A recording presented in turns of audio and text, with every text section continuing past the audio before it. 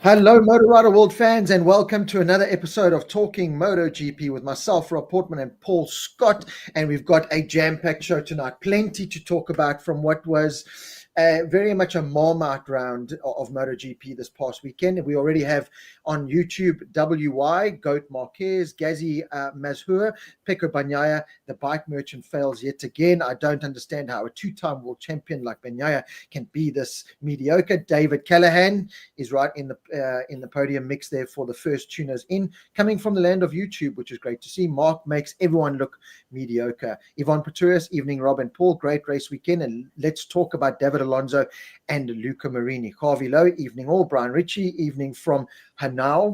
Don't know where that is. Sebastian Trump, good evening. KTM is coming. Paolo Ciacchetti, hi there, everyone. Gary Granger, yes, you lot again. Greetings, everyone. Hey, Gary. Gavin Silverstein, Brett Etherington, hi, Rob and Paul. Normally follow you from New Zealand, but I'm on holiday going to a round of Speedway in Poland on Saturday. I'd love to actually check out a round of Speedway. Apparently, it's really, really good. Christy, Wayne Taylor, James Thompson, Dick Crosby, Wayne Taylor, Jorge Martin looked great on Sunday. If he can sort out the qualifying, then watch out. Brett Lawson, David Hawes, Al Camino, Francois Retief, Daryl Holmes, Sean van Rooyen, Grant Gibson, Francois Retief, CP Boerts, all in the house. So, Paul, hello and welcome. I hope you're comfortable because we do have a lot to talk about tonight. Yeah, absolutely, Rob. I'm very comfortable. Yeah, we do have a lot to talk about, and I think it was Yvonne who said David Alonso and Luca Marini. Well, clearly I don't want to say standout riders. We know their talent. Marini more of a surprise, possibly, than Alonso. Alonso showed us last year what he's made of. This year, he needed to show us what he can do, and I think he did that. The last 3 laps, he was magnificent. Not to say it wasn't the rest of the race, but it counts at the end when you cross the line. So he was certainly great. Marini impressed me. He's done exactly what you've said for the last 2 years. He's improved the Honda. That's what he's paid to do. And we all know he's never going to win the world championship. The bike is not capable. I don't believe even if they had Marc on the bike at the moment. But anyway, he's doing exactly what he's paid to do, and he's moving that whole project forward, which is fantastic to see. But yeah, going to this weekend's racing, there's a hell of a lot to talk about. Some positives and some negatives. Another thing, obviously, Martin, a big positive there. Yeah, I said it's very much Marmite from this weekend. We'll dive into the MotoGP a little bit later, but starting off with Moto3 and Moto2, the Balaton Park circuit, very much a start-stop, no rhythm kind of track. I could see it. Well, when I watched it over the weekend, I could see it being a bit more exciting on the smaller bikes than the bigger bikes, and certainly the racing on Sunday proved worthy because up until Sunday, it was a snooze fest for me. I'll talk about it now. I don't get bored easily or get put off easily by anything MotoGP, but after Saturday's sprint race at Balaton Park in Hungary was not impressing me. But in the Moto3 race, Max Quiles, we spoke about him last week again, picked up that win, showed a little bit more racecraft. Something we kind of battered him a little bit on last week was his racecraft side. He let his emotions get too involved, and he's lost out on podium finishes and potential wins so many times this year. We know the talent. We saw it in the Red Bull Rookies Cup as well. The temperament of his just sometimes get in the way. This weekend he managed to keep it all together, and what a finish. Going elbow to elbow with Peroni across the line, the Argentinian rider. David Munoz showing his talent once again there in third place. But it was a great battle the whole race long. And again, Moto3 just showing its worth. And first time Moto3 in Hungary really put on a showstopper. But Max Quiles, certainly a name to watch out for. And, we talk about David Alonso. That team is becoming the team that's breeding the next kind of line of talent coming out of that CF Moto Aspar teams. Yeah, listen, it's always been a good team. I mean, Aspar's run that for I don't know how many years. I think since he stopped racing, which must have been late 80s, if not earlier than that. So a great team that they run there. And definitely a team that seems to know how to nurture their riders. Yeah. But I think once again, Quiles listened to us last weekend. He tuned in late Tuesday night. He didn't post anything. And he realized, to win, you've got to have the whole package. You can't just be fast. And I think he showed us on Sunday that I don't know whether he had a chat to Marquez or to whomever it might be, but definitely his head was in the right place. I think the track also lent to that because it was a new beginning for everybody. So nobody had an advantage, and I think he used that to his advantage. But yeah, certainly the Moto2, Moto3 future for probably 4 or 5 guys, maybe 3 in Moto2, 4 or 5 in Moto3 is looking superb, except if you're not Spanish or Italian, but you're looking really good. I must say, we know the talent that is Max Quiles, David Alonso, all these riders, but if I pay special attention to riding styles and how they.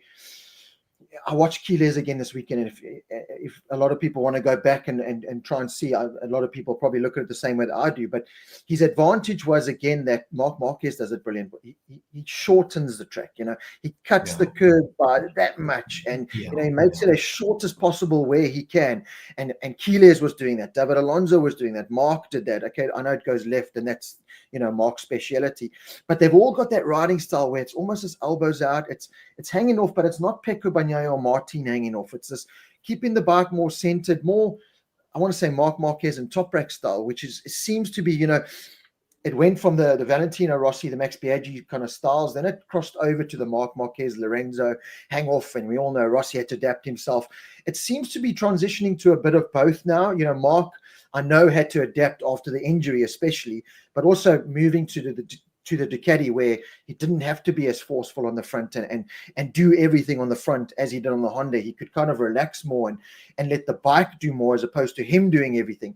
And it definitely seems like that's becoming the new breed. If I look at Quiles and David Alonso, they're definitely going that way. Even the likes of Piqueras and a lot of these younger Moto3 riders, they're not focused too much on this all hanging out style, scraping the elbow and head and shoulder, going very much more central. And at a track like this, I noticed it more because they were always turning. That was the hard thing to connect with this track, was there was no flow to it. If you asked me to draw a picture of how the track actually lays out, I wouldn't be able to. I actually don't know which way it goes. But that's why I think these riders stood out. Quiles in Moto2. Alonso's story in Moto3 was a little bit different. Quiles had dominated the whole of Moto3, qualifying, practices, everything. Alonso was kind of there or thereabout, and even in the race, got an okay start, was 8th. I also didn't actually watch the races live because I'd been put off by Saturday's sprint race, that I just thought, God, Sunday's just going to be boring as hell. I'll go do something with the family. I'll watch it later. But then when I watched the highlights, and I'd seen by, people that just post brilliantly on Facebook and everywhere, I'd already seen the results. But I'd put it on and I was watching it, and halfway, or, even with 5, 6, 7 laps to go, whatever it was, Alonso was still in like 7th or 6th place. And I was like, man, there must have been a typo. There's no ways this kid is winning. This it just came in. We know the talent that is David Alonso, first Colombian to win in Moto3, first Colombian to win now in Moto2, but the guy is something special. And this Moto2 progression does seem to take a little bit longer than others. You don't think the jump from Moto3 to Moto2 sounds that big. There's something there that takes a lot of adjusting to Moto2 bikes. Never mind just Moto3 riders. We've seen the likes of like Darryn. We've seen riders. Huertes come from World Supersport. There's something with that 765 Triumph Triple and the Calyx and the Bosco that takes some adapting. There's no traction control. There's no wheelie control. So it's all right wrist. But there certainly is. But Alonso, we've seen glimpses. But this race weekend could be that point now where everything's just clicked. And this is where his season really kicks off. Well, Rob, I think what you're saying is spot on. The only thing I'm going to say then is watch out for everybody else. I think Gonzalez has got a big enough lead on David Alonso he'll worry about him, but he might be secure in the fact that I don't think Alonso, he'll need a lot of luck to beat him in the championship. However, Alonso from now, exactly what you say, he could start to almost do what Fermin Aldeguer did a couple of seasons ago and just knock up win after win after win.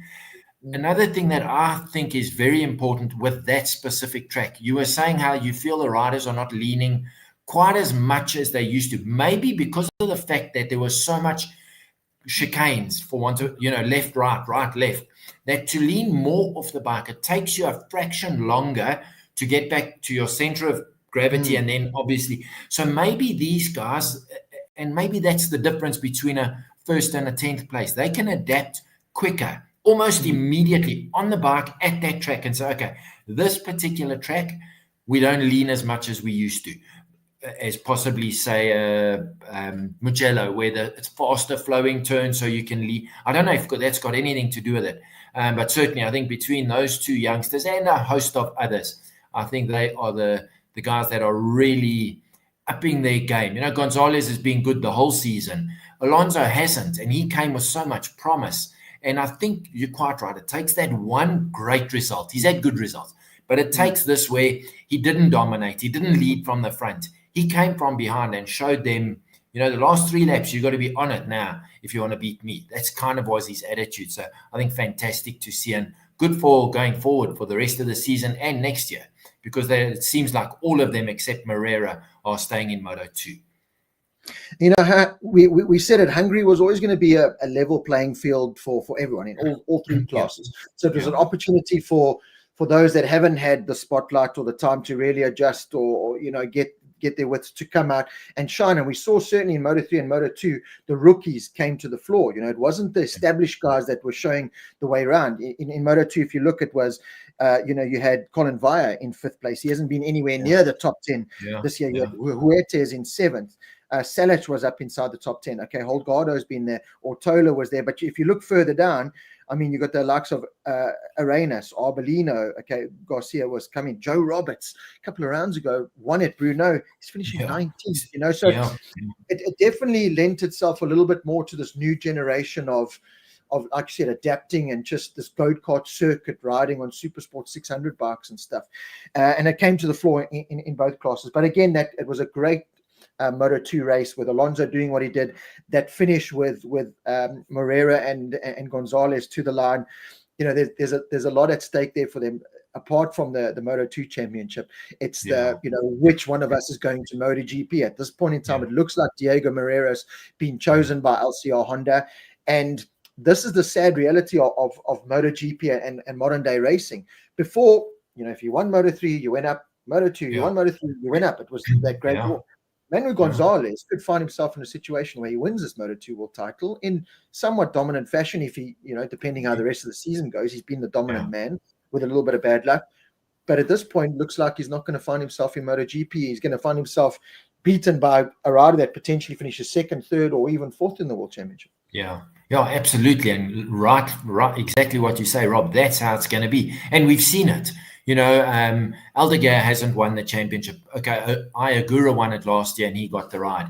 But Aldeguer was nowhere in the championship. I think he finished 3rd that year, but be that as it may, you're quite right. So Moreira, clearly this goes to show that behind the scenes is equally as important as what you're doing on the bike. But clearly you've got to be doing the goods on the bike at the same time. So very interesting. And as you alluded to, it looks like it's a done deal with LCR and Moreira, and no Yamaha deal with Gonzalez, which I think over the weekend it looked like a done deal until I think Jack put his foot down and said, you know, make your mind up. And maybe they've looked at it. What I was thinking is, if you think of Jack Miller, and I mentioned it last week, if you've now got Gonzalez and Toprak in the teams, 2 rookies. Yeah, as good as they are, they're 2 rookies. But leave Jack in the team, you've got someone with experience. Jack also has experience on a V4. We know Yamaha are racing the bike at Misano for the first time. Could be a bigger picture here for Yamaha. I don't know if that was the swing vote or whatever it was, but that could just be their thinking that, listen, we want to race this bike in 2 rounds' time. And if it's, and we'll discuss it, if it's the right speed, they'll race it definitely later on and next year. So I think they want to work on that project, and maybe that's where Jack had a little bit of an upper hand on anyone else. Yeah, it does seem like that deal's now done. Jack will be staying with Yamaha in that Pramac team alongside Toprak Razgatlioglu. Alex Rins could be the luckiest rider in the history of the world to maintain his ride at this point. We're still waiting to see, though. Yeah. But maybe they should think seriously. And I know, is it a slap in the face for Miller if they put Gonzalez in the factory team? I would say no. Miller's done his, but he served his time. So if they did that and put Rins as the test rider, I don't know what the contracts say, but you're quite right. It looks like Rins signing a 2-year deal at the beginning of this year or middle of last year for this year, next year, might have been the best choice he's ever made. France Retief, Oliveira to Honda. There's a lot of speculation around Oliveira and his future. It does seem like he's going to either, well, the options on the table are Aprilia test rider role with 5 possible wild cards is the last bit of information that I heard. BMW World Superbike are headhunting. They need a headhunter star. Obviously, they've signed Daniele Petrucci on one of their bikes. Van der Mark is definitely gone, so they definitely need another one. The Petrucci one still, I understand the experience and stuff, but he's very much been a Ducati guy. Yeah. I was hoping for a younger rider, but anyway, Petrucci's there. I think that was like the stable, solid choice that they're going with, and they're definitely looking for this talented either Oliveira. Paul Espargaro's name has been put up there. Obviously, Canet is now out of the window, so possibilities on the move there. And more talking World Superbike quickly in the rumor mill. Iker Lecuona has signed for Factory Ducati alongside Nicola Bulliger for next year. So he's taken Batista's ride, and Batista has moved to Barney Ducati, taking Petrucci's ride there. And they've just been out at Aragon testing the new Panigale V4, which will be homologated to race for next year. So World Superbike's going to be a lot of positive things there. A quick shout out to Nicole Briet as well. She always tunes in. The superstar from Cape Town. She tunes into everything. She likes every single post. She's the biggest supporter in the world. She flew all the way to Silverton to support Brad and Darren, and she's just an amazing person. She celebrated her 30th birthday, I want to say, Nicole. I don't want to get that wrong because I know you're female. It's a very sensitive subject. But happy birthday, Nicole, and thank you so much for always tuning in and just supporting everyone. So everyone in the comments wish our beautiful Nicole a happy birthday there for us. So, Paul, just quickly before we get on to MotoGP, let's quickly talk Darryn Binder. A hard weekend for Darryn Binder, both results-wise. Unfortunately, again, qualifying not going his way. Didn't look comfortable. Got taken out in turn 1, put an end to his race weekend. Heading into the race weekend, it was confirmed that he's definitely not in the Cressini team because they've gone with Sergio Garcia, a rider that was booted at the beginning of the year from his team. Filled in with Senna Aegis' ride at the Dynaval team. He's done some World Superbike testing today for Honda as well, but he's got a full-time ride next year in that team alongside Alonso Lopez. So interesting to see that Albert Arenas, who's done fairly well, has lost his ride there, but Cressini opting to go for a 2-man fresh team. That leaves Darryn Binder out of the equation, searching for a ride. And judging from what Neil Hodgson and what came out of the paddock from the weekend, I haven't spoken to Daz or anyone from the family or anything, but it looks like BSB might be a possibility, a possible route for Darryn to go racing. So now, obviously, I'm sure Darren's first aim is to stay motorcycle racing. I think there's unfinished business for Darryn. I don't think he's come anywhere near to showing his full potential. There were glimpses of it throughout his career in the MotoGP paddock. Sure, my concern with BSB is it's, you talk about Moto2 could be a graveyard. BSB, people just think, you can go there and win. It's easy. It's not. I've been meaning to do a story for so many years now of BSB and how many times riders have gone to BSB and tried and failed. Noriyuki Haga, Loris Baz. There's been some massive names that have done the switch to go to BSB. Good, attractive money. You're earning pounds. It's a good championship. You're racing once every 2 months. It's a much easier environment to be in. But it's got these quirky tracks. You talk about Hungary being, you look out, Cadwell Park was this weekend. It's narrow. It's like 3-4 meters wide. It's got a jump involved. And there's the Alta Parks, and there's, so John McPhee is currently in BSB. People forget that he's in BSB. People forget some of the riders that have gone to BSB because you can easily get lost in there. So first choice is for Darryn just to be racing. I don't care where it is, World Supersport, BSB, Moto2, wherever it is. Want him racing. But unfortunately, just, the Moto2 curse seems like it's bitten another rider. Yeah, listen, I remember reading or seeing something on social media a few rounds ago, might have been when he got injured, where they said, how many ladders has this oak walked underneath, or how many black cats have run through his path? Because he just seems to have, if it wasn't for bad luck, he'd have no luck at all. BSB, Rob, I hear what you're saying. Funny enough, on SATV, DSTV last week, they were showing Thruxton.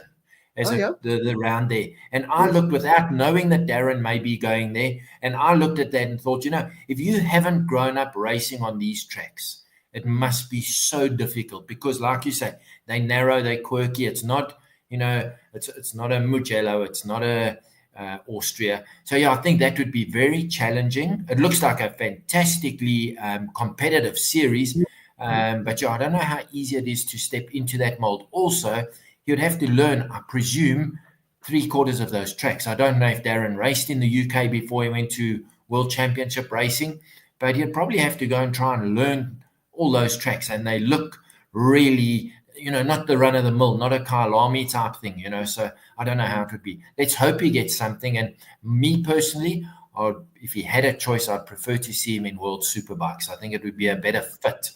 Even if it is super sport category, I just think it would be a better fit for him. I agree with you, everything that you've said there. So let's see what happens with Darryn. Unfortunately, I wish I had more information to give you, but we're going to have to just wait and see.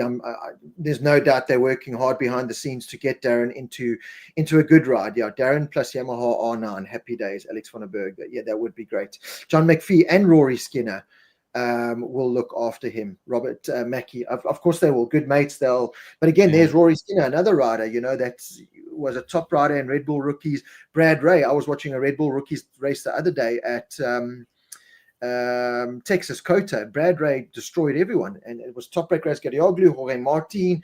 Brad Ray ran away with the race, and there's Brad Ray in BSB. Okay, he's doing well. Lost his championship lead this weekend because of a crash and stuff, but his career's never really kicked off, So if people just think, a guy like Darryn will walk into BSB and walk it, it's not that. Like I said, the money's good. It depends what team. There's so many factors to take in there. So let's wait and see what happens with Darryn. Let's hope that he gets the best possible ride and circumstances for himself. Roche Moodley, 16th over the weekend, Paul, never really gelled or got going, it seemed like, from the first session. But again, one of those weekends, one of those tough weekends where you got to just bite the bullet, bring the bike home, and that's what he did in 16th place. Yeah, absolutely. And that's what we've been saying. So I think, once again, I'm not going to say a sterling job. He's doing what he has to do as a rookie. Everything's new to him. So, give him this year to settle down, and I think we'll see far better from him in the near future. But yeah, doing the right thing. And if I remember correctly, his teammate didn't finish, which is, quite important. So, very good for him. And I think he's doing exactly what is expected of him. Absolutely. Dean, just simple to answer that question. I do reach out, but obviously the guys are very busy. To be honest, I'm very busy at the same time. So it really is hard just to tie it all up. Brad's dad now with courts. They've got, so that spare time that was briefly there in days gone by, it's just not there anymore. So we'll definitely try. Closer to the end of the season, I'll definitely try, especially where, when things happen and news comes out of whatever is happening with Darryn, and that we'll definitely try to get hold of Roche, Brad, and Daz and have a catch up with him at the end of the season, because it's well overdue. I fully agree, but it's it's, you blink and it's 2026, or it's September 2025. So but I promise we will do our best to try and catch up with him as soon as we possibly can. Paul, let's jump on to MotoGP, and I don't want to.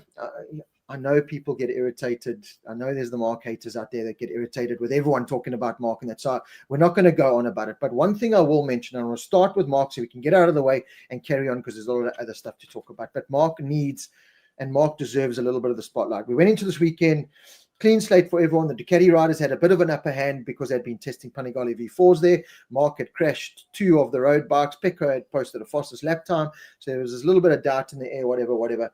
Marc goes and dominates the whole entire weekend. Great. And again, Marc, it was a case of he could run the medium tire or the soft tire. No matter what combination Marc ran, he was going to dominate this weekend. What I will say is, people always throw that it's the best ride on the best bike, which I fully agree with. Great. But he's deserved that, and that's why he's got it. Ducati is the best bike. In the sprint race, Ducati podium with the 2 VL46 bikes and Marc. Great. On Sunday, Marc dominates the race, and start didn't go his way. Then he had to manage a front tire pressure, blah, blah. Off he goes. Cool. Dominates the race. The next best Ducati was in 6th place. The next best factory Ducati was Pecco Bagnaia in, what was it, 9th place or whatever it was. Yeah. So, that again is a tick in the mark box that, okay, well, yes, the Ducati is the best bike. You still got to make the thing work. And Marc makes it work no matter what. My second thing to end off my Marc conversation is, I don't know about you and what everyone else feels. I saw Marc riding at, I want to be kind and say 90%, but I almost want to say 80%. And he could beat the guys the way he beat them. Fair play to Bezzecchi. And like I said, Bezzecchi, we're going to talk about it. His stock is just rising for me with everything that he's doing as a rider and as a personality and that Aprilia project. But in many ways, Marc at 85% just toyed with the guys on the weekend. They were running soft tire. They did everything to stop this Marc onslaught, and he passed him back. And an 85% Marc Marquez can just hand it to the current crop. That's how good that package is. Yeah, Rob, and I don't want to offend Johnny Martins or anyone else on the show. And we don't want to carry on about Marc. So go and read any social media by people in the know. Don't read about what the haters say. Go read what the Matt Oxley's, Michael Scott, no relative to me, unfortunately. Otherwise, I'd have MotoGP tickets every weekend. Go read what they are saying about Marc Marquez. Unfortunately, for people who are not Marc Marquez fans, we are in an era where the best rider on the best bike, and he's got no pressure or no competition, and I say that with all due respect. He's definitely riding at 96%. The others are riding at 105%. And that's the worrying factor, because it doesn't, we go to next weekend's race or 2 weeks' time, and you're already thinking, how far ahead is Marc going to be? You're not thinking, well, Bezzecchi is going to drill him here, and Martin there, and Pedro Acosta here, and Darryn Binder there. You're not even thinking that. So he's got in everyone's heads, never mind his teammates. Everybody now goes there to a race weekend and they're like, what are we going to do today? Second will be a great result. So everyone knows I'm a Marquez guy. I'm pleased as punch, but I'm also a racing fanatic. I want to see good racing. I want to, it's lacquer for 3 laps or 4 laps till he gets to the lead. He closed 8/10 on Marco Bezzecchi in, I don't know what it was, 1.5 laps. So you've got to give him credit, but we also, unfortunately, he's making MotoGP about Marc Marquez, unfortunately. So I hear what you're saying, and to everyone out there who's not a Marquez fan, I do apologize that the Oak is so good. Nothing lasts forever. We know that. I think the Ducati domination it certainly wouldn't be there if Marc wasn't on the bike. Luckily, he's not on a 24. I think he'd be more ahead of everyone else. But the current bike, Marc, Pecco, and De Gianantonio, I still think it's better than everything else. But I think that gap has reduced, and we discussed it last week. So if it wasn't for Marc, we wouldn't see those big grins on GG Space and David Tardozzi. So there's a lot for the non-Marc Marquez fans to be happy about. Now you've got to pick your rider to say, okay, who's it going to be there consistently? And right now, as you mentioned, all kudos have to go to Marco Bezzecchi. Even though he got beat in the race by Pedro Acosta, to me personally, I think Martin was rider of the week of the race. They have that new thing, choose the rider of the race. I think it was him, because he's been injured. He came from a long way back and he had a steady ride. But I think Bezzecchi is the most consistent out of everyone at the moment, taking Marc out of the equation. Yeah. So, I mean, to finish on the Marc subject, I got asked the question on Sunday, and this was someone who I've just met, through friends and stuff here in the UK, not someone I've known for a long time, and kind of, knew that I like bikes and he likes bikes. So we started talking, and he just said to me the same kind of question, I just wish everyone had that Ducati, and then they'd be able to kind of, do what Marc's doing. And I went, okay, hang on. And I want to ask this question to, and listen, Oli Moto, Wayne, everyone, I agree exactly with what you're saying. Johnny Martin says, Paul, your connection is starting to stutter again because he doesn't want to hear this. But Johnny, we're going to finish this now. But I'm going to pose a question to everyone here. And I know Oli Moto, Wayne, and I know pretty much everyone in this chat is open and honest, whether you're a Marc fan or not. And Paul, I'll get your opinion and I'll give you my opinion quick. which other rider in the current MotoGP field do you think you'd put on that Ducati, Marc's Ducati, and do what Marc's doing?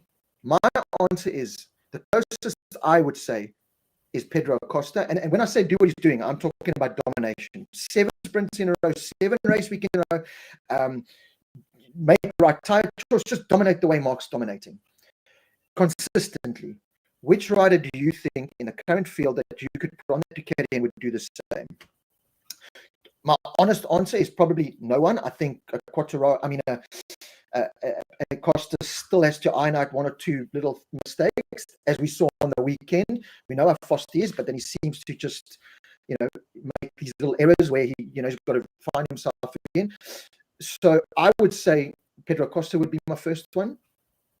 Fabio Quartararo would probably be my second one, but he's also got a lot of things to iron out. I would want to say Martin, but I'm talking current, where they currently are. And that's it. And I know I'm going to probably get slack for this, slapped and kicked and whatever. Brad Binder will climb on that Ducati, and yes, he'll be more competitive and he might win the odd race here and there. He's not going to go dominate 7 races in a row. Pedro Acosta is not going to go dominate 7 races in a row. Pecco Bagnaia is not going to go dominate Jorge Martins.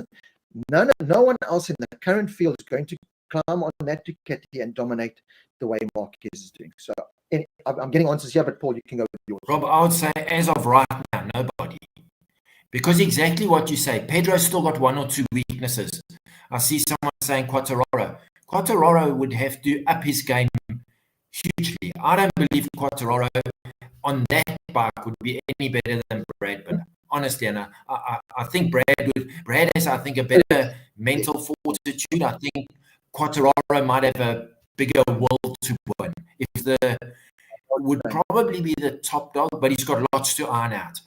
I would throw my hat in the ring and say Furman Aldeguer would be the next best. Yes, he had a bad weekend this weekend, but he's moving up the ranks.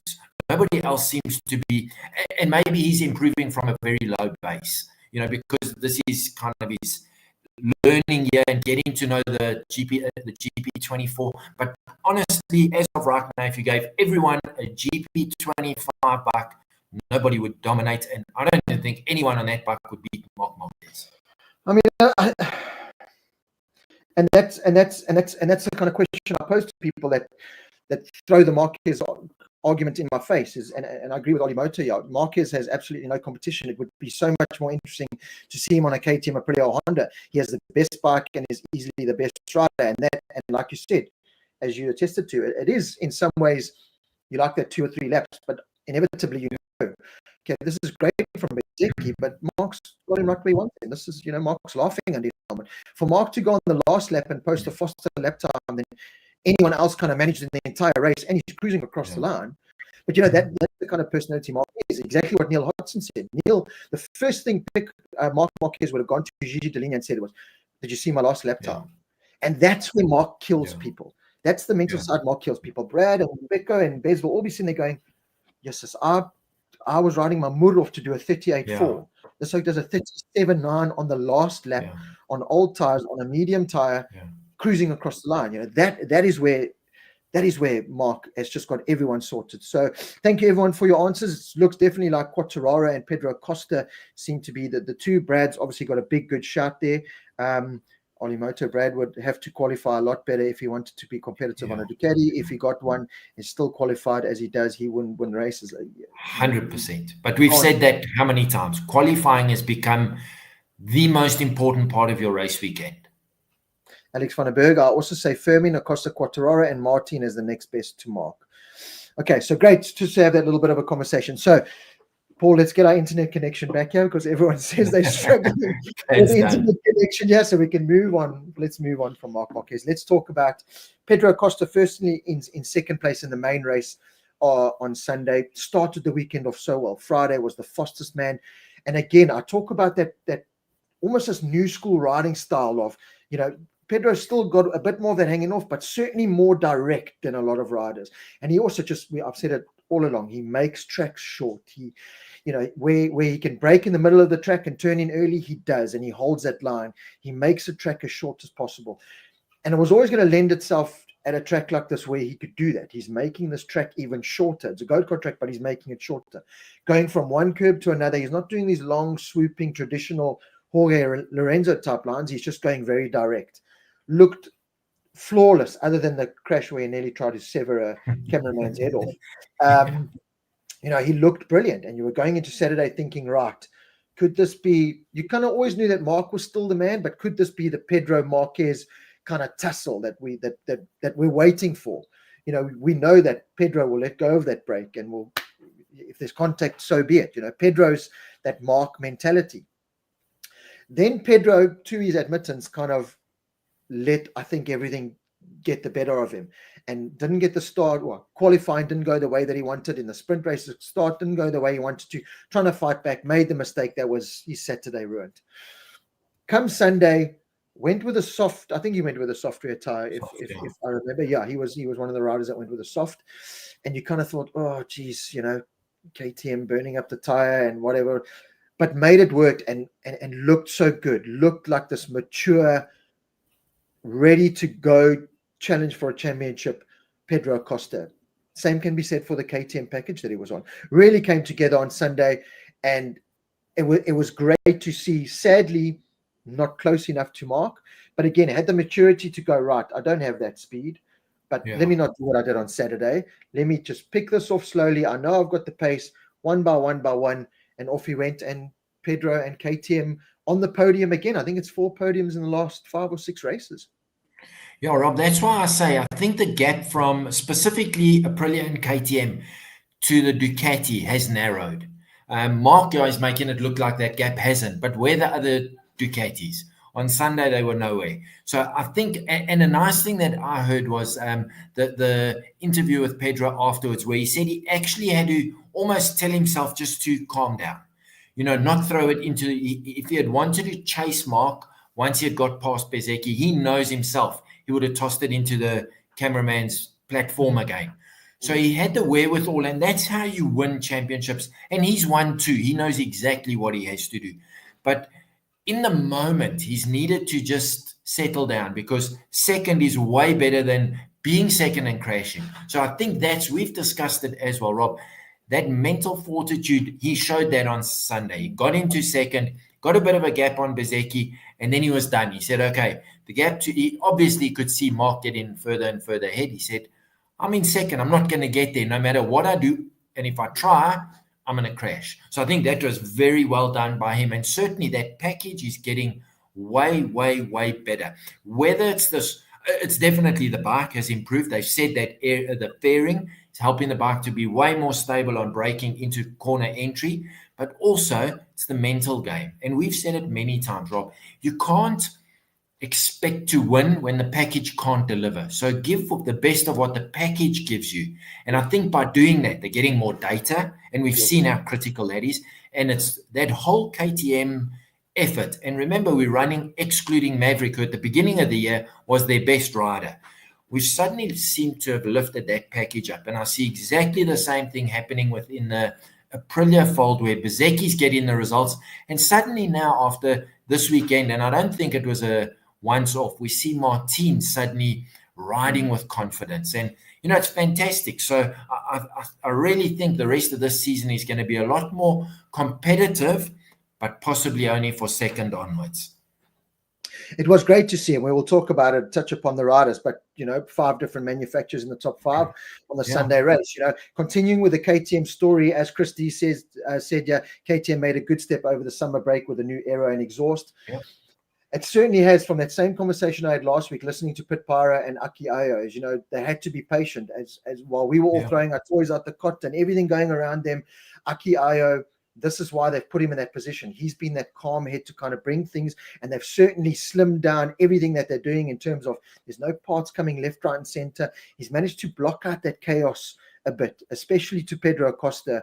It seems who's really getting the best out of it. You know, he's top KTM rider. I think he's 5th in the World Championship now. You know, he's really flying the flag for KTM, but slowly but surely bringing the likes of Brad, you know, and Bastianini, unfortunately, with the crashes and the mistakes.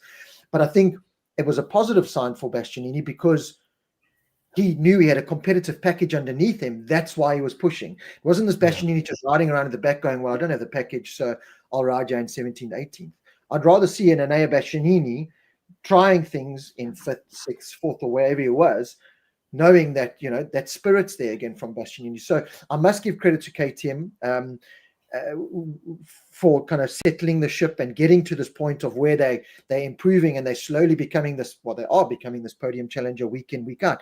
And the other guys are starting to play, to come together with it. And I think that's what's burning Maverick Vinales the most, is that's why he tried to come back early, was I need to be a part of this. I was a big part of it at the beginning, and I'm missing this crucial time of this development and track time and data.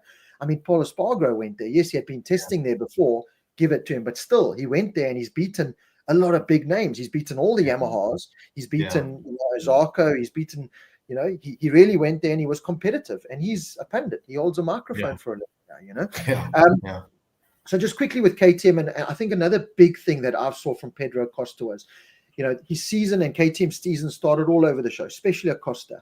And we've spoken about it before, Paul, and we're seeing it, I think, a little bit with Zarco maybe.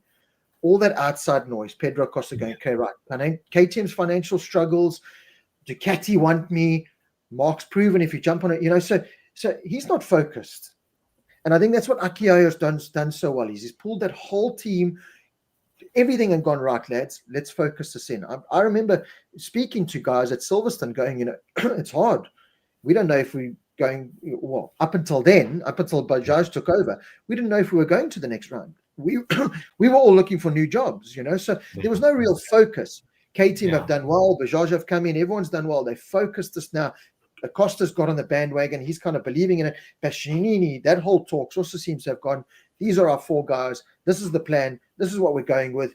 And we're now starting to see, KTM bearing the fruits of all this hard work and patience. Well, 100%, Rob, and we've highlighted it last year with Aprilia, where management didn't, what's the right word? I don't want to use the word control, didn't temper their 2 riders when they needed to, didn't bring them together. They allowed them to do their own thing, and the team fell apart. KTM were very much like that, with the Bastianini already out of there, Pedro, as you say, choosing the options that were available to him. And it seems like Aki and Pitbara have brought this all together, and they've now, and exactly what you say, suddenly the focus is on racing this bike and getting the best result. And now that seems to be happening. And just going back to Bastianini, I think part of his over-enthusiasm in the first lap or 2 was the fact that he knows that track is I don't want to say notoriously difficult to overtake on, because it's only our first time there, but he knew, he had realized, listen, I've got to make up as many places as I can, first and second lap. So credit to him. I think that's kind of what his thinking was. In hindsight, maybe he should have just held back, but that's easy to say. He was trying to get, you make up 4 places on the first 2 laps. It's very difficult to make up 4 places in the rest of the race. So I understand that thinking, but as a collective, I certainly think that whomever it is, whether it's Aki or Pitt, I think it's collective. They've definitely got that ship sailing in the direction they wanted to. And everybody seems to be an all hands on deck kind of thing. And as you say, there's still little rumblings about Pedro and VR46, but that's certainly not what it was maybe 4 races ago. And Bastianini, after 3 races, he was already saying, no, I'm out of here. How do I get out of this contract? That's just gone dead quiet. So I think that's a very positive thing for the whole team, because then everybody feels like, it's not like, they're sitting in the corner sulking and we doing everything. It seems like everybody's in the middle of the floor, gathering, building, putting ideas together, and certainly we're seeing a way better effort. And like you say, they told us, be patient. This thing will come together. And I think they're certainly reaping the rewards now. And it's what we want to see. And now we just need Brad to, he just needs another 2 or 3. He needs a better qualifying, no doubt. I mean, how was his luck? Exactly the same time as, who was it, Digi and Antonio? Exactly the same time. That's the game now. We've always said it. We're not even talking 0.2 of a second, So once Brad consistently makes Q2, I think we're going to see the results will just come straight after that. I'm glad you brought up Brad, because I was going to say that there was a lot of positives from his side as well. Frustration as a Binder fan. Again, you watch that qualifying and you go, certainly with the nature of that track, you're sitting and going, you're setting yourself up for failure, which was very frustrating. It was positive in the way that, Quartararo got Jack Miller and Alex Marquez got the grid penalty, so that kind of helped. Yeah. But as you said, this is the luck at the moment for, it just seems like the Binders in general. The Binders, Brad, in Q1 goes and sets a time that would have put him second or third or front row of the grid. In Q1, in Q2, sorry. Brad and Digi exact same time in Q1. Yeah. Digi goes ahead because he's second best time, obviously, and then Digi goes and qualifies on the front row, and what happens? He finishes on the podium in the sprint. It sets up your whole race weekend. So now that's a kick in the teeth to Brad, going, I've got all this work to do, but I've posted the time that should put me there. Completely different race weekend, if Brad's starting front row, second row. Completely different. Sure. So we knew that was a kick in the teeth. But another positive for me is that the times I did get to see Brad, and I know he came out saying he was really struggling on the Friday, especially with that last sector, really struggling to get the bike stopped in that. I was impressed how Brad adapted himself. I can imagine why he was struggling in that last sector, because it was very much you're loading the front a lot of the time. And if you're doing the old Brad Binder KTM style, you're not going to stop for those corners, because you go into the corner sideways, you put it down, you're having to flick over straight away. So you've got you had to have a direct bike. You had to have a bike that was in line, ready to flick at a moment's notice. As you touched upon, the Moto3 and Moto2 riders, you don't have to do the hang off because you don't have time to recorrect yourself and get it over. What I like that I really enjoyed watching from Brad was, and he sorted it out, even a little bit at the Red Bull Ring, I saw it. He's still kind of doing this hard braking and this bit of a backing in, but it's not this dramatic, amplified backing. It's kind of smooth and settling itself. He's getting himself back into line and set up for the corner a lot better. I think that is mainly because of the way the bike's setup direction has gone. It's a Pedro Acosta, it's a Maverick Vinales, it's a Bastianini. Yes, the bike's going to go sideways. They're braking with so much force and power.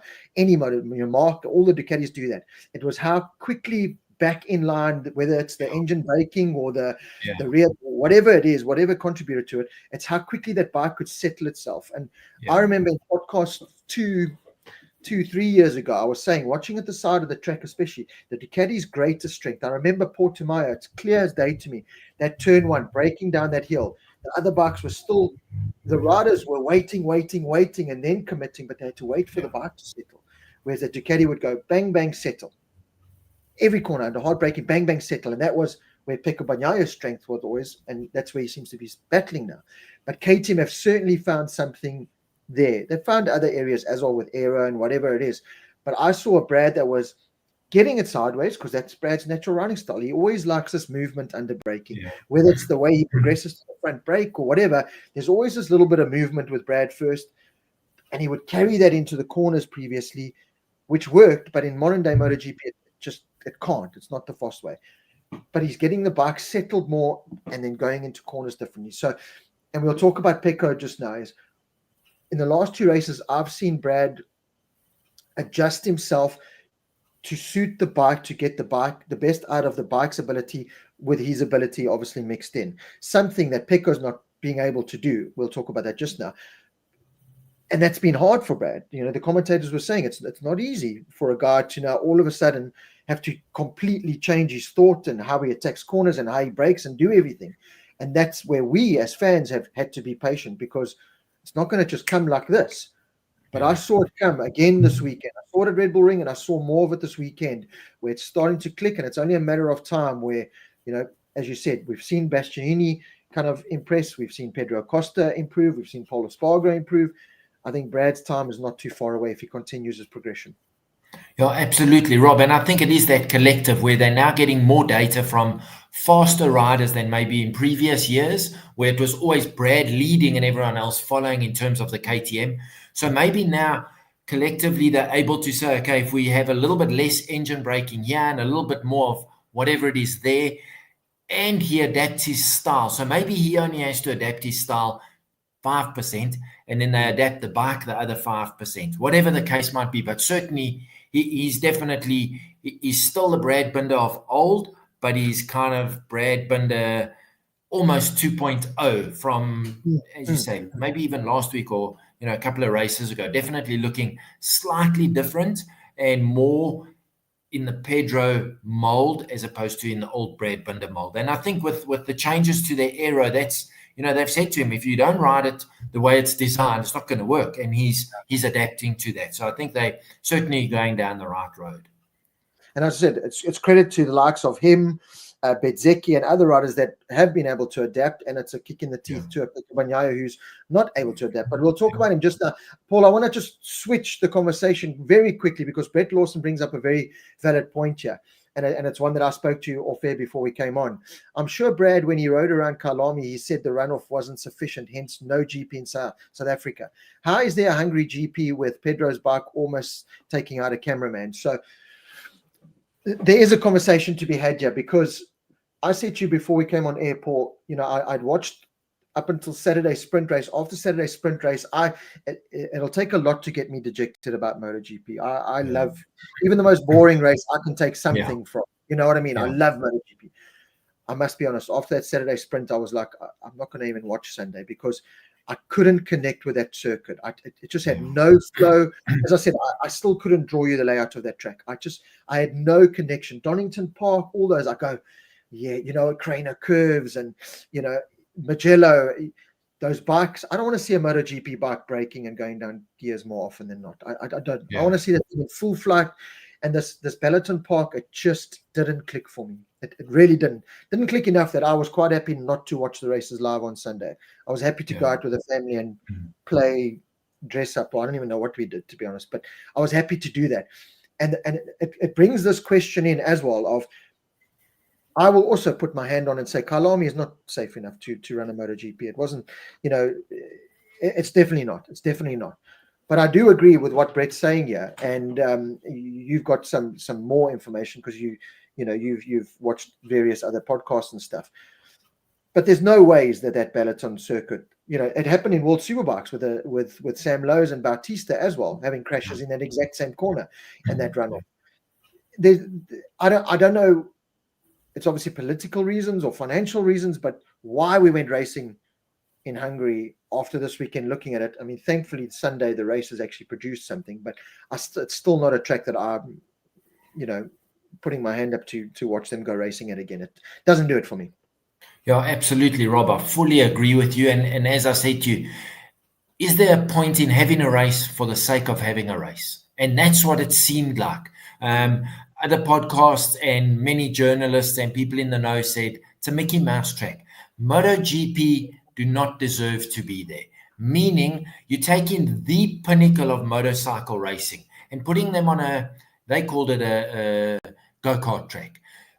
Not what MotoGP is designed for. Yes, I understand that it's on the calendar and everyone's going to say it was a successful event, but was it? We used to, besides Austria last week, which was down compared to normal years in Austria, there were 31,000 fans at the track on Sunday. Now, if I remember correctly, Rob, the last time we had a race in Pecco, which was 2004, I think there were 71,000 people on the day.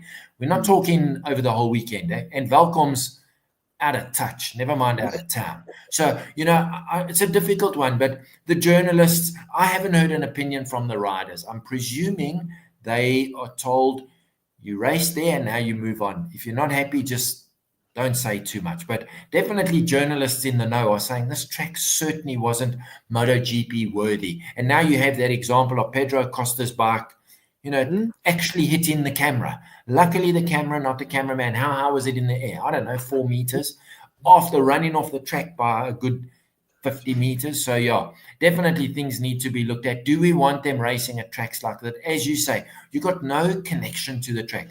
Yeah, it also helps that you personally, Rob Portman, have been to almost every track that they race at. So in your mind, you know exactly where they are on the circuit. But you're quite right. This track, you never knew because all they seemed to be doing was left, right, left, right. There was no flow to the circuit. But yeah, I don't think it's the best. I don't know why that track is on the menu. Do Hungary have a different track? I know they used to race at the Hungaroring. I'm presuming if that still goes, it's safety issues. I don't know if they race Formula One there. I don't know. But yeah, certainly not a highlight of the calendar. Not like a Mugello, Barcelona, Austria, where you're like, yes, this Phillip Island, where you're like, yes, this is going to be the race to watch. Next year, exactly the same thing, Rob. We're going to be like, well, we'll watch because it's MotoGP, but not with too much enthusiasm. No. CP Boorts, as he said, Anaya almost got into serious trouble, crashing through that chicane. Yeah, correct. A lot of comments of people just kind of highlighting exactly what we've said. So, yeah, like I said, it wasn't. I wasn't anywhere near as excited for MotoGP weekend as I should have been, and it left a bad taste in my mouth. So let's see what happens with it. But thank goodness the Sunday race had a little bit of spark in it. Helping with that spark was a Marco Bezzecchi. Paul, we've spoken about him. We don't need to go on too much, but again, I just think the guy does need a round of applause and a pat on the back, because just like at Red Bull Ring, things weren't working. They couldn't get the bike stop again. If I had £1 for every time I saw an Aprilia in the kitty litter, I would be a very rich man. And yet he turned it around, got qualifying right, and was right there on race day. This is what is impressing me so much with the Bezzecchi. He's not going into, after a tricky Friday, going in and saying, this Aprilia is not stopping and they must sort it out and whatever. He just kind of takes on board and gets on with the job and just improves. Again, this is what I'm going to touch upon with the Pecco Bagnaia and that, and what's making a rider that I love and I respect and always will, but it is kind of showing his flaws, while others, Anaya Bastianini, Brad Binder, Marco Bezzecchi, are adapting and progressing and making their packages better. Pecco Bagnaia can't make the best package better, but we'll talk about Pecco in a second. But this is where Bezzecchi's just shining for me. He's even in the situation on Sunday, he's willing to fight back with Mark.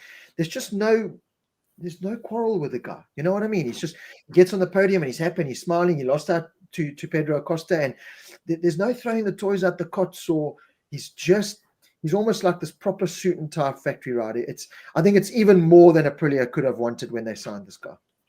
Oh, absolutely. Because as we've said numerous times, he wasn't signed as their golden boy. He was signed because they had to put a second rider on the seat.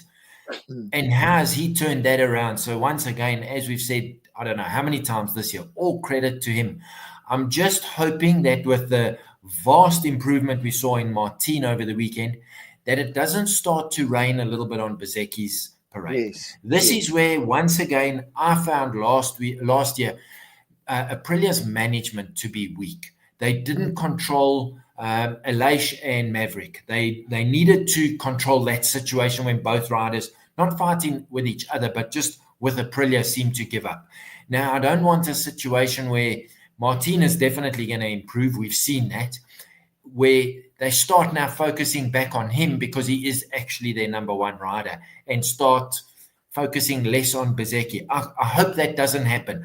I would be shocked if it does, but that's human nature. So I don't know. I would be quite comfortable. We're going to get a lot of data from Martin. We're getting a lot of data, and we're going in the direction Bezzecchi is happy with because he's bringing us the results. Pull that. Don't now shift the focus. That's all I'm hoping, because he's earned that right. He got thrown in the deep end. He swam. He didn't sink. And he's moved that package once again. Last year, it got very stagnant. And we know in this MotoGP, Rob, you do nothing for 1 month when everyone else is working 24 hours a day. You end up 3/10 behind. And I think Aprilia this year have been working as hard, if not harder, than everybody else. And it's showing. So I hope they don't suddenly now move their attention in a different direction, because that could hurt them. It'll hurt Bezzecchi in his head, and it could hurt them in the direction they're going. So I think if they remain focused the way they're going, the whole package will be good. And Martin must now jump on the bandwagon and say, come and do what they recommend. Let's hope that's how it goes. Unless suddenly in a race or two's time, Martin puts it on pole, wins the sprint, and runs away with the race. Different story. But I can't see that happening. Not because of his lack of talent. I think Martin is superb. His lack of time on the bike, where Bezzecchi's got that. He's got that info. So I hope they utilize Marco for the balance of this year as they've used him from March until now. I just hope they keep doing that, because then we're going to see a Bezzecchi, who I said last week, I think he's going to challenge Pecco for third in the championship. And the way Alex Marquez is falling apart, they might be racing for second and third. So I think it's going to be very interesting, but it's going to have to be controlled I'm almost going to say, they've got to choose their direction and stick to it. Yes. James Thompson, I fully agree with you. Beza saved the blushes of Aprilia in the Martin debacle. He stepped up to the plate. Bravo, Marco. And that's what I loved about him. He didn't seem like that personality to me, but he really has shown that he is that personality. And just kind of under the radar, Rob, just get on the bike, do what you have to do. And like you said, Friday, and the same 2 weeks ago, or last race, Friday, no good. Q1, straight into Q2, pole position, third on the grid, so he's really, just we'll deal with whatever the issue is and we'll go out and try again. Deal with it, try again. And he's bringing everything to the party. Yeah, so what was it? I was going to say something so important here. Pretty much the same as KTM, the Aprilia story of 2025 started off terribly, and you can see that it was affecting things, and almost single-handedly Bezzecchi kind of pulled everything together, obviously with management and stuff. But again, I can't say enough credit there. Talking about Jorge Martin, I was impressed with the guy this weekend. I know in Red Bull Ring I said, that arrogance got the better of him again. We know that Jorge Martin got that. This weekend I saw him almost peel back a layer of Jorge Martin, that barrier that a lot of these guys live behind, because they've got to live here. They've got to live at 100% every day to be these superstars that they are. They've got to train 100%, sleep 100%. They've got to do everything at this. So they put this barrier up. This weekend I saw a Martin, and I don't know if you saw it, Paul, but when he got off, fantastic ride. To finish fourth at a track that you couldn't overtake at, with everything that he's been through physically, mentally, limited time on the bike, beating the likes of Pecco Bagnaia on Ducati, beating the Morbidelli, beating these guys that have way more time and experience on their machines under their belt, showed why this guy is the champion that he is. But what impressed me most was how he came in and he celebrated that fourth place. He's always seemed like that guy, that arrogance. It could have gone one of either way. It could have come and gone in like the way it went, or it could have come in and gone, you know what, I should have been on the podium and Bezzecchi's beating me. But I liked how he came in and he showed this emotional side. He gathered the team, celebrated with the team, picked his fiancée up or his girlfriend, whatever she is.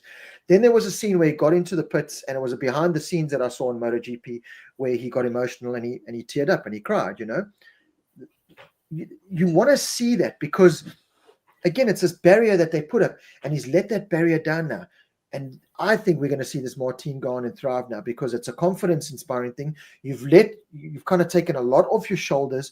It was a hell of a ride to put in. But again, I just use the barrier terminology, but it's peeling back this barrier, and I think we're going to see this Martin go right. I'm starting to gel with this bike.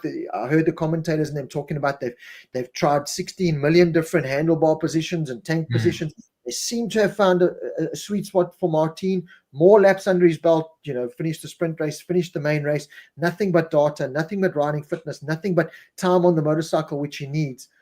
And that fourth place, and celebrating it the way that he did, I think this could be, as I think Alex van der Berg was saying, heading into Catalunya, a track where Aprilia is good. I mean, Aleix Espargaro is there. No disrespect to Aleix Espargaro, but a Bezzecchi and a Martin gets me a lot more excited than an Aleix Espargaro would. So everything pointing in the right direction for Aprilia, Bezzecchi, and now finally Jorge Martin.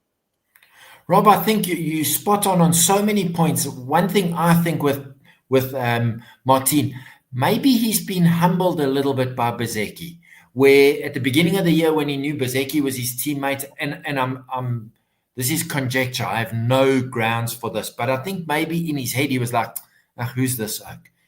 Why are they putting him on the same bike as me? And then look what happened to him. Now he's been knocked off his perch, and I'm not suggesting in any way that he always felt better than Bezzecchi. But I think the last two races where he's raced hard, Martin, he's been beaten fair and square by Bezzecchi. Look at the lap times. Bezzecchi has been fast. So maybe he's just realized that this Bezzecchi can go, the bike is good, and he's just come down off that perch a fraction. And like you say, showed a little bit of a human side as opposed to the Martinator, that machine that cannot show emotion. He also didn't have that arrogance that we've seen in previous years. And that, to me, has been his downfall. So I think if he can temper all of this, we're going to see the best of Martin for the balance of this year. Understand that by now he's probably at 98%, 99% fitness. So I think he's back on it. As you alluded to, they were still adjusting handlebars on the grid almost. If he gets comfortable, he knows how good the front end of that bike is, which probably showed at this track because of all the stop-start, hard on the brakes. It just shows that bike is good. And I think he's getting the confidence, and all those stupid issues of his leaving in the contracts, blah, blah, blah, all dealt with. So focus on the racing. I think, it bodes well for Aprilia. So I think Aprilia and KTM are in a very good spot at the moment. And it just makes things more exciting. Like I said, I know typical Olimoto would just diminish my, Ducati's dominating. And yes, Ducati in the championship are still the dominant force. But the way they started the season with KTM up in the air and Aprilia up in the air, they always were going to be that stable force. I do think we're going to see a lot more races like we saw this past weekend, where we're going to see more other manufacturers. We're not going to see this. I don't think we're going to see this top 6 position Ducatis or top 4 Ducatis for much longer. I think we are going to see the Pedros, the Brads, the Aneas, the Martins, we're going to see all these factors thrown in. So it's brilliant to see it, and that's where you have to take your hat off to Aprilia and everything that they've done so far. It's brilliant. And Neil Hodgson and that team also said it perfectly on TNT. You want to see the number 1 plate. You want to see him being competitive. You want your champion there. And we're starting to get our champion. And it gets me excited, especially for Catalonia. I think it's really going to spice things up even more there. I'm going to touch upon the Alex Marquez conversation only because Olimoto has brought it up here before we get onto the Honda, Luca Marini, and Yamaha. We'll definitely get onto those. But Olimoto says, Alex Marquez has reverted to his normal standards of late. The form of the first half of the season was not his usual level. Remains to see whether he can get back to that level. And Paul, that was always that little thing on our shoulder. When it started the season, I verbally come on and I was pretty adamant about this. Alex Marquez needs to prove himself as a MotoGP rider. I'm tired of this Spanish and surname. The guy's done nothing for me. He must either put up or shut up or get out. What happens? Alex Marquez, becomes this fantastic MotoGP rider, and credit to him for that. And, I've bit my tongue and I put my hands up and I say he's done exactly what I wanted to see from him. But I kind of always just knew or had this feeling that he was never going to be this outright championship contender. And I know Wayne Taylor and them in past podcasts that I've brought it up has said many top contenders have done this, gone through a little blue patch and whatever, and I agree. But Alex Marquez just seems to lack that killer instinct. And we saw it a couple of times this year where I think he did have the ability to certainly challenge Marc more or put a move on Marc, and he's just never had that. Has he reached a point now? I think it's also got to a point of it's not so much Alex faulting as much as others getting better. Yeah. The ATMs are getting better. The Aprilias are getting better. So now all of a sudden, there's a Pedro, possibly an Anaya and a Brad that can beat Alex Marquez. There's certainly a Martin and a Bez that can beat Alex now. There's an Aldeguer that can beat. So there's more riders that can now beat Alex Marquez. And I think that's going to be his biggest challenge going for the rest of the year. I think we said it 3 or 4 podcasts ago. Alex needs to forget Marc. There's guys coming now. Once they get their stuff sorted, they're going to come. And that's exactly what's happening. So it's a matter of time now, whether we see, can Alex get back to that, or are we going to see this 5th, 6th, 7th place, or potentially crashing further back Alex? That's, title challenge is just going to falter, and he's going to potentially lose that top 3 championship position because the likes of Bezzecchi are coming and Pedro Acosta are coming. Yeah, Rob, absolutely. And we said it. I think his biggest advantage at the beginning of the season, so those first 6 or 7 races, where every race, bar the sprint race that he won, he finished second. I think at that point, the gap between the GP24 and the Aprilia and the KTM was big enough to give him that advantage. Suddenly, as I've said, I think that gap has narrowed. And now he's under pressure. So you're quite right. There's Bezzecchi, there's Pedro Acosta, there could be Brad, Bastianini, all challenging him. But I think the biggest worry for him now is his teammate. Because the first 5 or 6 races, he drilled his teammate. He didn't have to worry about anyone else. He's built up a substantial gap from second to third, and from third to fourth. So I'm almost going to say that if he runs his normal fifth place, he might be good enough to finish third in the championship.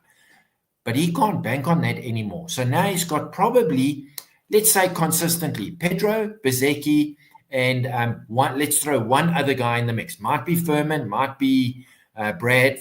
So he's got two definites. Then we got Bagnaia, who we're going to chat about, but he has to come good at some point. So suddenly there could be 3 or 4 riders where at the beginning of the year there was almost no one. He could qualify top 3 at will. He could race first or second to Marc at will. And suddenly in the last 3 races, that's all changed. So I think he's certainly he's gone back to the Alex Marquez 1.0, not the 2.0 we saw at the beginning of the year. So it's going to be very difficult for him. Me personally, I'd like to see him up his game. He has to get back to that consistency which he had in the first 6 races. And if he doesn't manage that, there's no chance he's going to finish in the top 3. When I say that, they were very lucky, him and Bagnaia, to build up such an early gap because Bezzecchi wasn't performing, Pedro wasn't performing, Aldeguer didn't have a great start to the year. But those 3 guys have really upped their game, and Alex has regressed, and Pecco. So it's going to be interesting. It's not a shoe-in for second and third at the moment. I agree with a lot of the comments coming there. Wayne Taylor, talking about even in his Moto2 championship winning season, started off fantastically and then faded. Another comment saying, he's always struggled to race in the mid-pack. Francois Retief, I agree with that, And MotoGP racing in the mid-pack, and again, as Alex van den Berg says, we've touched upon many times, qualifying is everything. Alex Marquez got hit with the qualifying further back. Now your tire pressure, front tire pressure becomes a different. So now he's got to compute all those things. He's not just worried about chasing his brother at the front. Now he's worried about overtaking, and some riders just, computer doesn't can't compute all those things. And Alex seems like one of those riders when a little too many scenarios get thrown at him, he kind of just freezes or can't really take advantage of that. When it's smooth sailing, like, okay, right, you're guaranteed to be top 4 fastest. So all you got to do is pass a Bez or, in that kind of situation, we've seen him drive this year and go and do a fast lap time. Great. So when other little situations are thrown his way, he seems to just freeze up and battle with that. So we have to wait and see what happens there with him. Paul, you've made a comment there about Pecco Bagnaia, and he has to come good. and I want to believe that, and I fully stand by that comment. But he's making it very, very hard. He looked terrible this weekend. He looked shocking. And again, I think a lot of it is that riding style of his, where he hangs off. He's very vocal in that way. I think he doesn't like this fast change of direction. We're starting to pick things apart. And this is what happens when a rider's in this situation. The motivation's gone, the confidence is gone. It's easy to pick things apart. I can say it's his riding style. This riding style won him 2 world titles or 3 world titles, Moto2 and 2 MotoGP. So, you can pull it apart and say it's this and this and this. At the end of the day, there's a rider on a championship winning, championship leading, championship dominating motorcycle, 2-time world champion, not delivering the goods. So you can understand in many ways Ducati going, listen, at some point, Enea Bastianini is getting better on the KTM. Brad's evolving with the KTM. Pedro Acosta is evolving with the KTM. Aprilia are evolving with their riders. Honda are evolving with their riders. Why are you not? Furman Aldeguer is getting better on the Ducati. I know that's 2 different packages in that, but everything is now starting to point towards Pecco. I've been in his defense, and I always will be in the defense because I love the guy. But it's a Pecco problem now. It is clearly a Pecco problem. To be beaten by a Paul Espargaro, you should have been holding a microphone at that race. You know what I mean? It's not even like. It's not even like we talk about Brad. He's unlucky that he posted a fast time and didn't get in. There's no more excuses for Pecco. You're looking at this going, no, my bad. No. It is now on you to sort this out. I give him credit for how he gets back into the pit and he doesn't throw gloves and stuff. But having said that, and I didn't see it until today, there was, I don't know if you saw that on board of Pecco, something went wrong, or he outbroke himself, and he almost like, He's swearing at the bike under his helmet, and he wants to do the famous middle finger to the bike. The frustrations there, and that just shows that again, I think Pecco's just lost it all, and he doesn't know how to bring it all back. And how hard must it be for Pecco to bring it all back in race weekends when the other side of the garage is just shining? You know what I mean? So it's like, sort yourself out, Pecco. Get your shit together. Everyone, human being, needs an environment to be able to do that. And the environment's not there for Pecco to do that, but he's got to find it somewhere. Yeah, he's between a rock and a hard place, because take the Marc Marquez out of the equation story as of his results for the last 7 races. Pecco last weekend and this weekend, but specifically this weekend, he got drilled by the Gian Antonio. That's the same bike. So don't worry about the guys on the 24s. Their bike is supposedly better, but that's the same bike. The Gian Antonio put it in second on the grid, if I remember correctly, and he finished second in the sprint. The only reason he didn't beat Bagnaia in the race on Sunday was because he had an electronic problem on the grid. He had to swap bikes. So that's a technical issue. Bagnaia, and go back, I don't know when it was, Rob, when Marc Marquez actually said, once you've changed everything on the bike and nothing's improved, the problem's not with the bike. Now, that was a polite way of Mark saying, listen, Oak, shut the you-know-what up and just get on the bike and adapt and do what you got to do. And Pecco's struggling to do that. Whatever he said, I mean, we saw it how many times over the weekend, outbreaking himself. But it was the same in Austria. You saw him running off onto the long lap area, I think 3-4 times in Austria. Same this weekend. Now, what is so different is, I understand the braking is different. I presume the weight balance is a little bit different on the bike from last year, but it doesn't seem to be affecting the Gian Antonio. So I'm comparing, and there's no doubt in my mind, Pecco, the Gian Antonio, Pecco's a better rider, no doubt. Yeah. Something's not gelling. And that's why I say he's got to come good. But can he? If he can't figure it out, you can see without a shadow of a doubt, David Tardozzi's had enough of him. And that's a problem, because they were thick as thieves last year, the year before, and the year before that. All of a sudden, Tardozzi kind of, you just see when they show Pecco, you just see him dropping his head and shaking it. That's all you're seeing. Now, that's not, everybody sees that. So when Pecco does watch reruns, that's what he's seeing. He's like, these oaks have lost faith in me. I've lost faith in me. This is very difficult.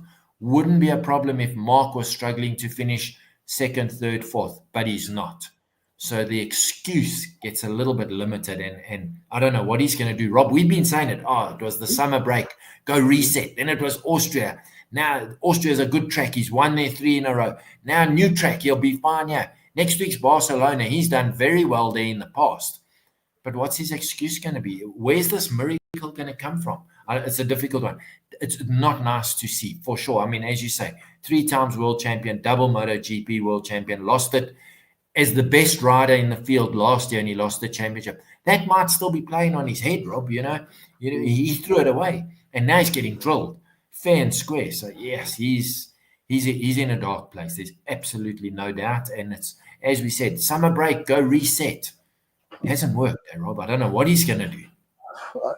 I don't. And, you bring up a very valid point there, because it was at Silverstone where I was in the Marc Marquez debrief, and he literally used those words. He says, once you've gone up, down, left, right, center with the bike, because Ducati was struggling at Silverstone.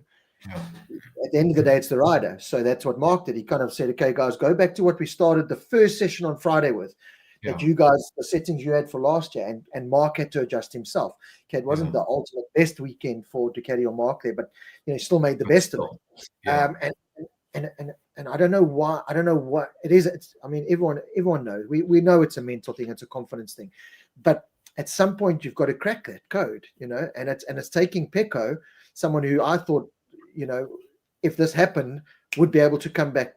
Yeah. Better and stronger than ever. I've always thought his mental side was one of his best attributes. Sure. And it seems to be one of his biggest weaknesses now. The story continues. As Robert Mackey says, what's going to happen if the guy gets to Misano and doesn't perform there at his track, his home track, in front of his beloved fans? Then you've got your fans kind of looking at, could that be the water that breaks the camel's back or whatever? Could that be the defining moment? It could be a turner. It could be the point where Pecco finds something and gets his confidence and kicks on from there. or it could just really completely bury him into complete submission where we could never see this competitive Pecco ever again. So, as you said, it's a very fine line that Pecco Bagnaia is walking on. It's a horrible line to see, but there's only one guy that can sort it out now, because, as you said, all the other guys are sorting it out. Digi and Morbidelli were nowhere at Red Bull Ring.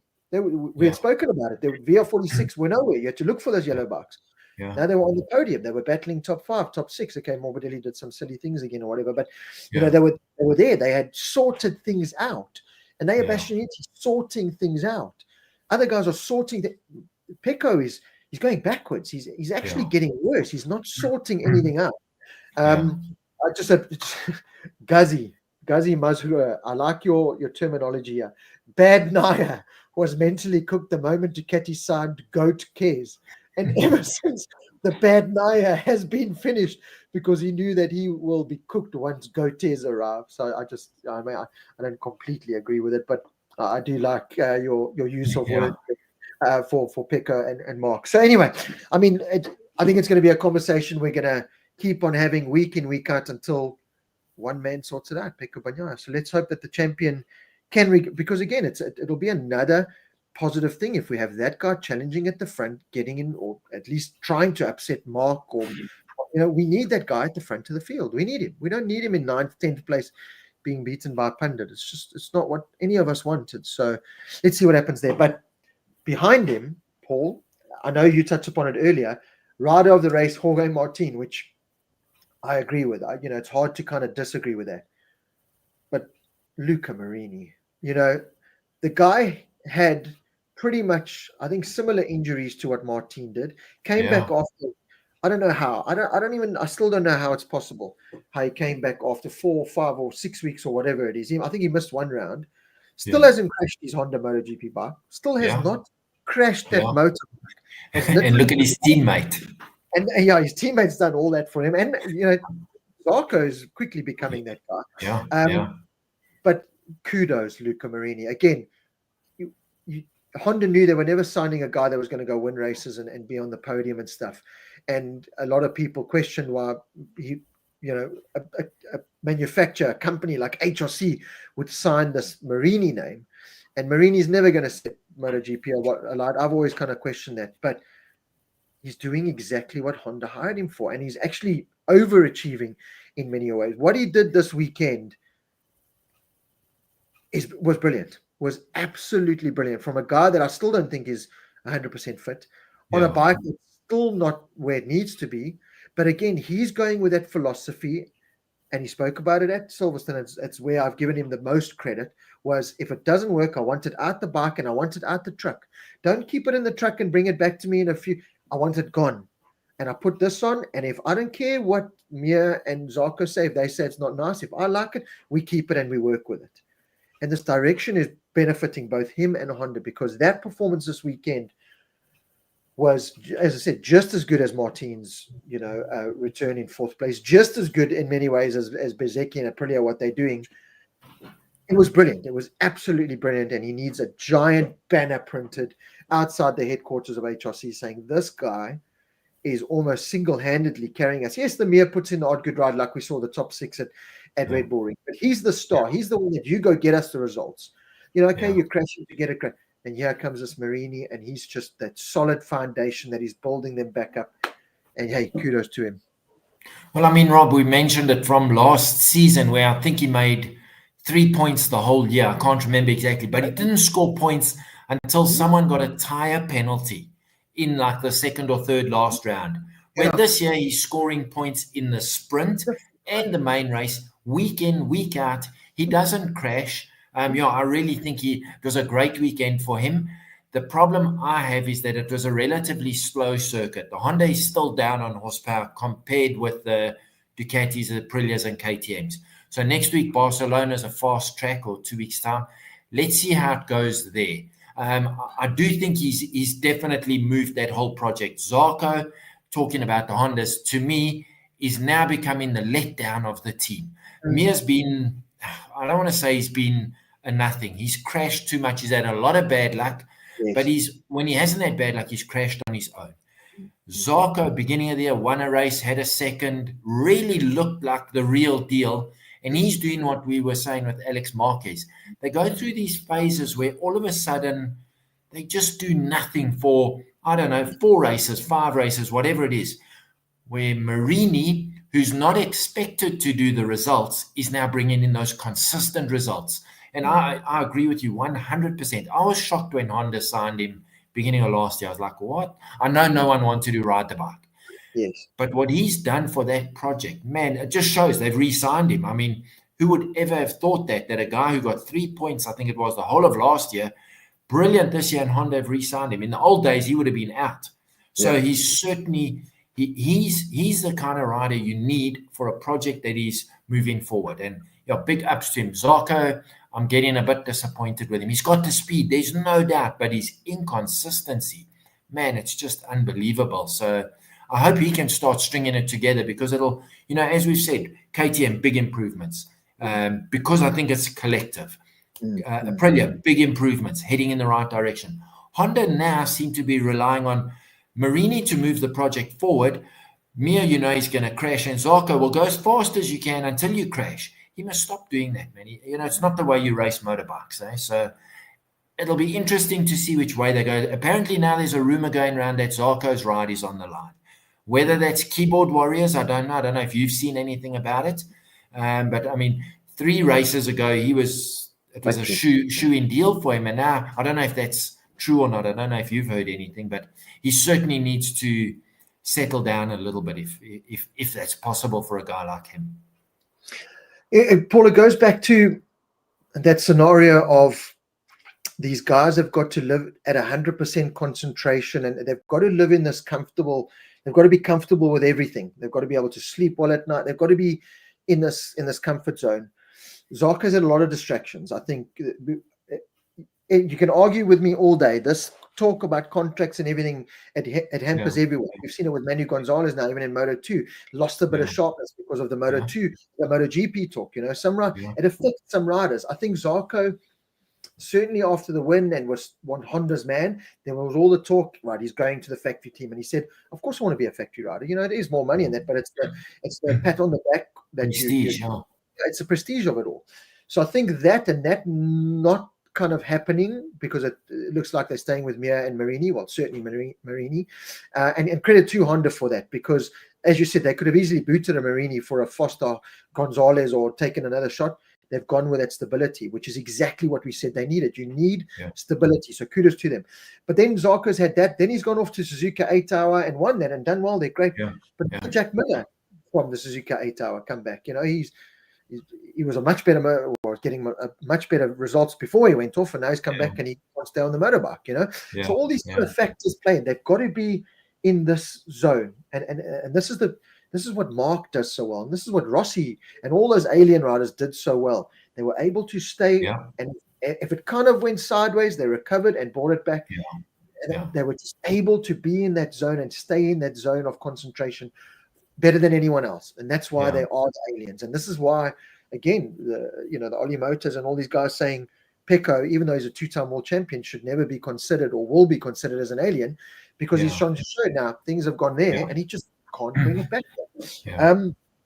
So the Zarco, I agree with you. Look, it was unlucky with the whole Bastianini incident and that, but again, the qualifying is putting him in that position. It's just not that same kind of rider. So he also needs to kind of just find himself.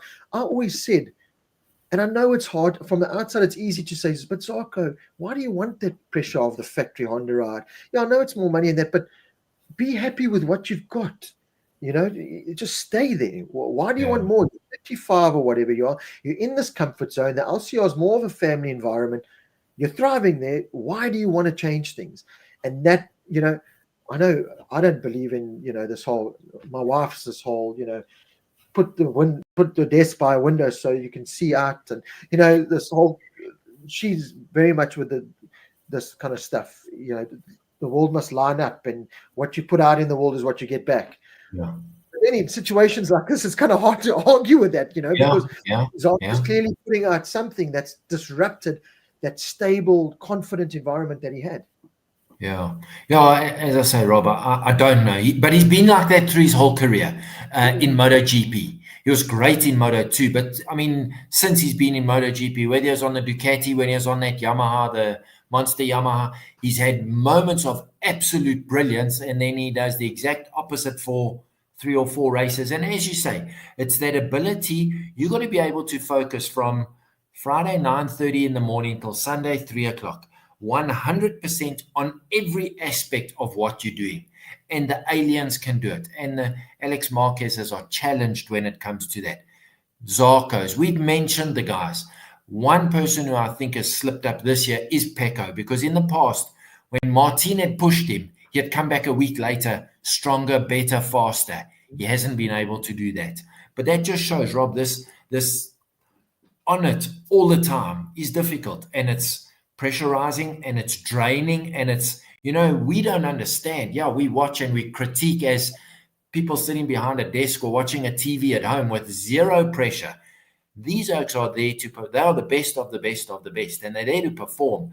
And that pressure has to build. There's no doubt. And, I just think that guys like Zarco with immense talent, Alex Marquez, Pecco Bagnaia, that switch cannot falter from Friday till Sunday. And every now and then they have that little glitch, which as we say, the aliens, when it has gone a little bit tilt, they can bring it back immediately, recover and move on.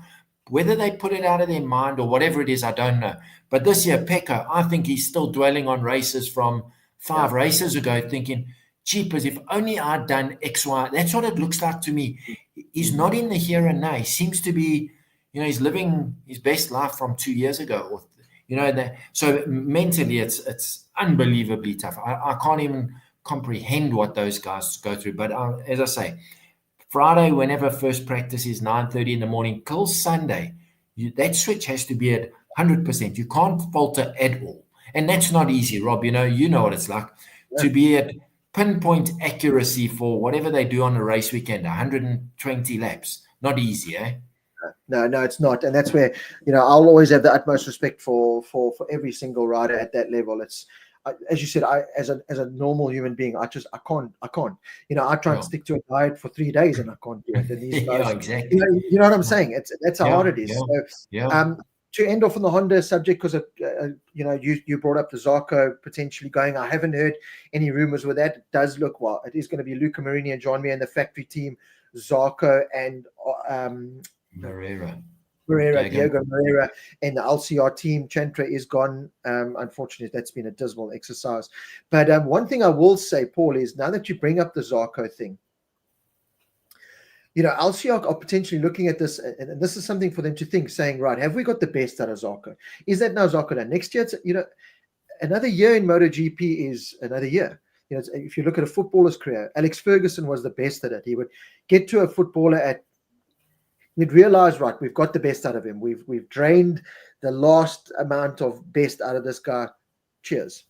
And you'd be like, but why? This guy's got another 2 great seasons ahead of him, And then they would go, I know maybe a lot of people don't know about football, and that, but it's just an easy analogy for me to go. But like the Nicky Butts, he just won another title for Man United, and they sold him to Newcastle, and then did nothing after that. So, now that you've brought it up, I don't think it is true. I'm just going, as a journalist, mine would probably go, or fans, mine would go. But if LCR are looking at this, going, right, we can keep Zarco, good solid bet, but then he's another year older, another year, and have we got the best out of him? Whereas we're potentially losing a Manu Gonzalez or someone else. Because if we don't sign him now, he's definitely gone for 2027. He's hot property, So now, do we factor this in? Do we now say, what, Zarco, cheers, thank you so much. Try and keep you on as a test rider or something. And Zarco's obviously going to say, no, I want, Jesus, 2 months you were talking about a factory Honda rider. Now I don't have a ride, But that's how brutal MotoGP is. And that needs to be an honest conversation. Do we potentially lose out on a future star to keep a guy that we've got the best out of, and we've reached the limit? So I think that is the 4-man team definitely done for Honda. But now that you bring it up, nothing's impossible in MotoGP these days. No, absolutely, Rob. And have a look at how this year has gone. I mean, we've had, besides possibly Marc and Pecco Bagnaia, we've had almost every other rider, and maybe Brad as an exception, thinking about going somewhere else at some point, except Zarco, because he thought he was going to get a factory Honda. Now suddenly that's changed. It's become a very fickle business. We've seen contracts can be broken, but the converse is with Martin, where maybe they can't be broken that easily. So, yeah, I think, and it goes back to what you said a few minutes ago, definitely that plays on their minds. There's absolutely no doubt. Up, down, am I in, am I out? Jack Miller's suffered with that his whole career. You know, he's always had a good start to the year, then his results taper, and then suddenly he's scratching to find a contract somewhere. So it can't be easy. I do agree with you. I think LCR will keep him, Zarco that is, but have they seen the best of him? You know, at 35 or whatever he is, I think he's kind of like with Jack Miller, like with Miguel Oliveira. I think they've reached their ceiling. And it is time to bleed the new blood into the sport. So I'm not saying any one of them is Oliveira and Rins to me should be done.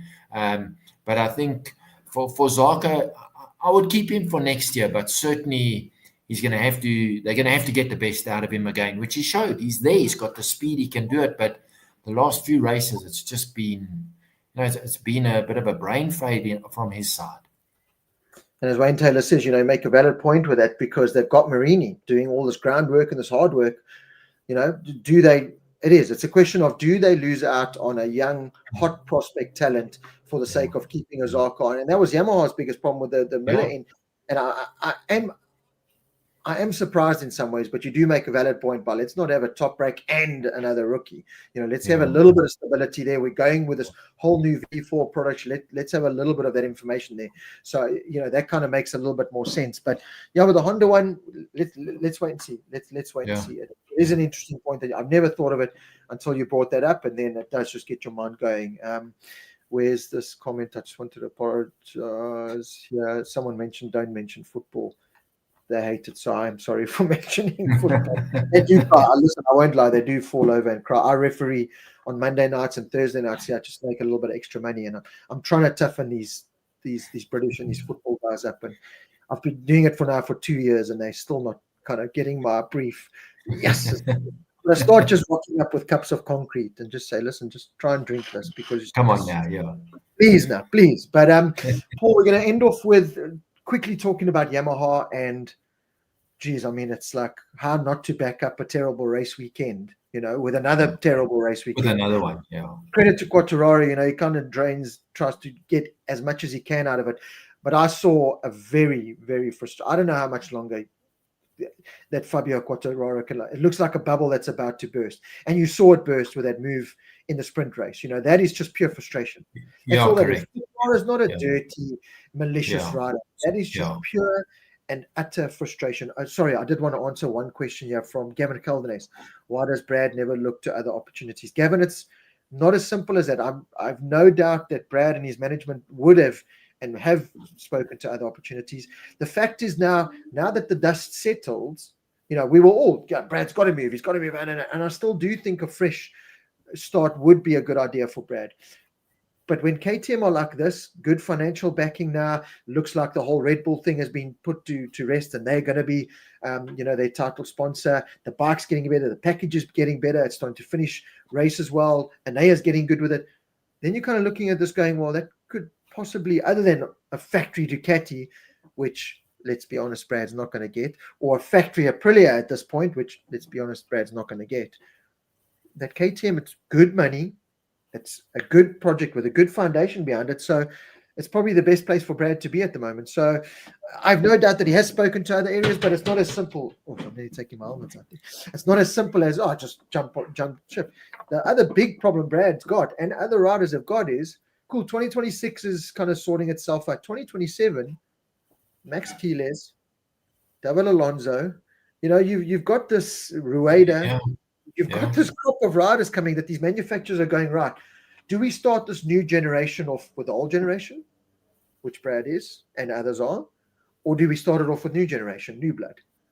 And the risk of not losing those signatures, exactly like what I've just spoken about with Zarco.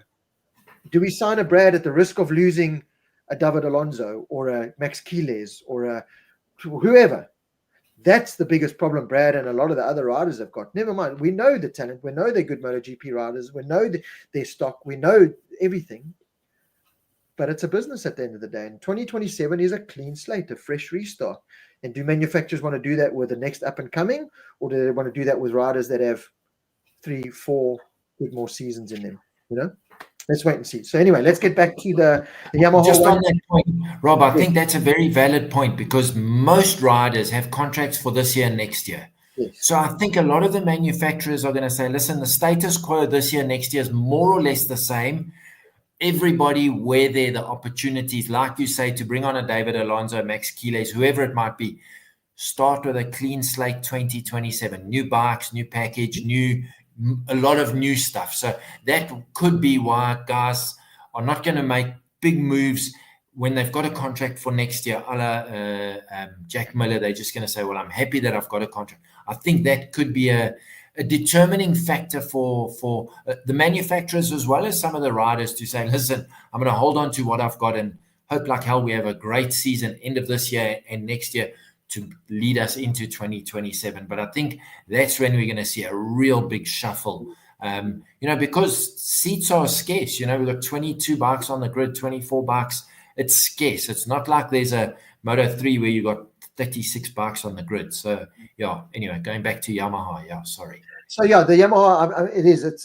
For me, it's all about, okay, I know the V4 is coming and there could be something there. The top rack's coming, that's exciting.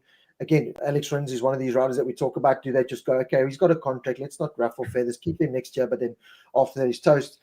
But it does seem like Quattro's patience is gone. And my big question is now, how much longer does this last? How much longer does it last until Quattraro does a mark and go, right, I've earned all this money over the last couple of years. Money's not a problem. I need to think about my career now, because yes, he was that young 23-year-old world champion or whatever.